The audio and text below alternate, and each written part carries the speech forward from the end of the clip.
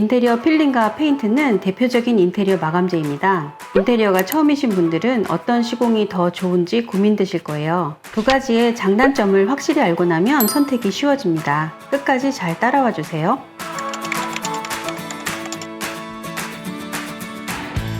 페인트의 가장 큰 장점은 색상이 다양하다는 것입니다.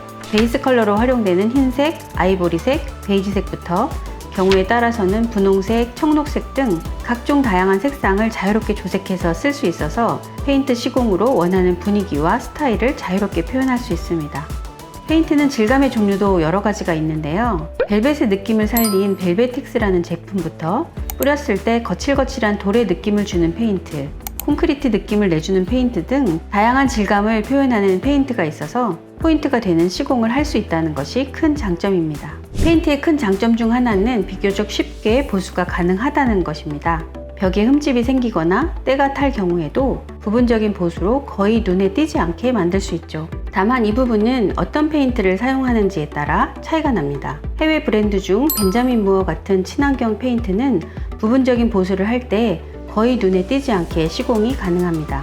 다만 국산 페인트 중 일부 제품은 보완 작업을 할 경우 그 부분이 티가 나서 전체를 다시 도포해야 하기도 하는데요. 셀프 시공과 하자 보수를 고민하시는 분들이라면 이 점 꼭 참고하세요. 페인트는 시공 방법에 따라서 저렴한 가격으로도 시공이 가능합니다. 페인트를 구입해서 셀프 시공을 할 경우에는 인건비를 많이 절감할 수 있기 때문이죠.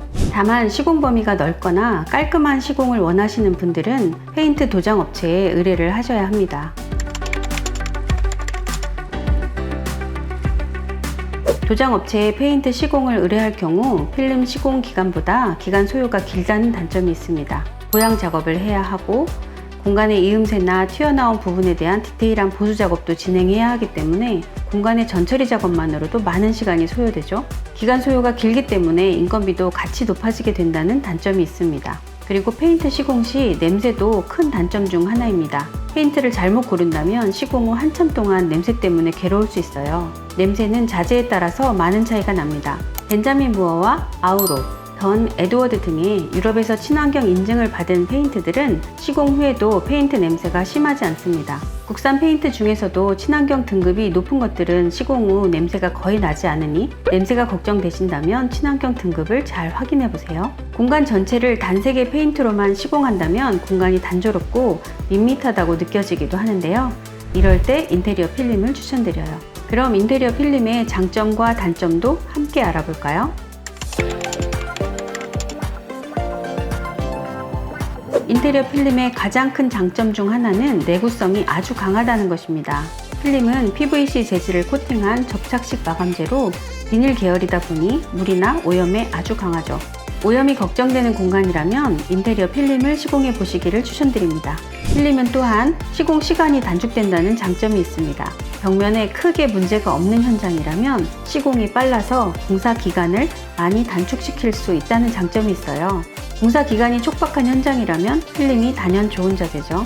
인테리어 필름은 질감이 페인트보다 훨씬 다양하다는 장점이 있습니다. 여기서 팁! 솔리드 필름의 경우 페인트보다 색상 선택의 폭이 작습니다. 다양한 색 시공을 원하신다면 필름보다 페인트 시공을 고민해보세요. 시공할 면이 고르다면 솔리드 필름을, 고르지 않다면 무늬가 들어간 필름을 고르세요.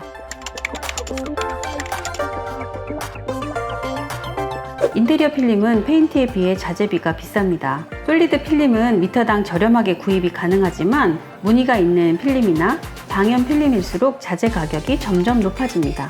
인테리어 필름은 시공 방법에 따라서도 비용의 차이가 많이 나는데요. 벽에 별도의 밑작업 없이 필름 시공을 한다면 인건비가 많이 들어가지 않습니다. 하지만 거칠고 패여있는 표면에 사전 작업을 한다면 현장에 따라서는 하루 이상 준비 작업만 하는 경우도 있습니다. 공간의 디테일과 섬세한 부분을 모두 신경 쓴다면 필름 시공의 인건비는 많이 상승됩니다. 인테리어 필름의 단점 중 하나는 잘못 붙여서 실패하면 다시 떼어내기가 어렵다는 점입니다. 특히 필름의 특성상 곡선이나 몰딩 등 미세한 면은 마감 작업이 쉽지 않습니다. 그래서 공간을 좀 더 디테일하게 공사하려면 시공 능력이 뛰어난 작업자의 도움을 받는 것이 더 낫습니다.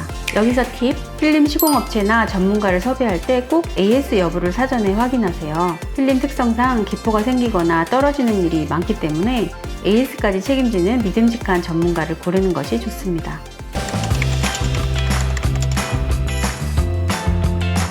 그렇다면 페인트와 필름을 어떻게 조합시키면 좋을까요?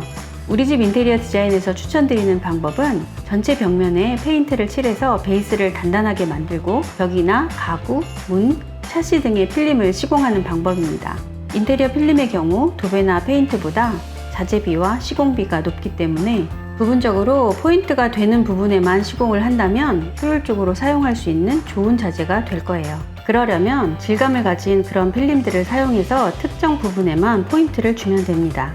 최근에는 인테리어 필름도 자재가 많이 고급화되어서 나뭇결 무늬의 필름을 사용할 경우 실제 나무인지 헷갈릴 정도로 질감이 잘 구현되고 있습니다.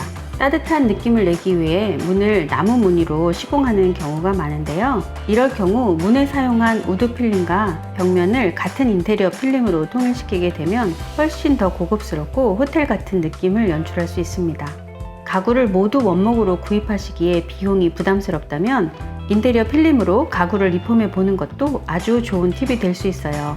창문의 샤시나 몰딩, 걸레바지만 새 필름으로 교체해도 새집 같은 분위기가 연출될 수 있어요. 필름 자체가 저렴하진 않지만 샤시 전체를 교체하는 것보다 훨씬 저렴한 가격으로 분위기를 완전히 바꿀 수 있습니다. 오늘 내용에 대해 요약한 표입니다. 필름과 페인트 중 구독자분들의 상황에 맞는 마감재는 무엇일지 고민해보세요. 오늘은 인테리어 필름과 페인트의 장단점과 그 둘을 효과적으로 활용하는 방법에 대해 알아보았습니다. 인테리어를 고민하시는 분들께 많은 참고가 되셨기를 바랍니다. 오늘 영상이 마음에 드셨다면 구독과 좋아요, 알림 설정 꼭 부탁드려요.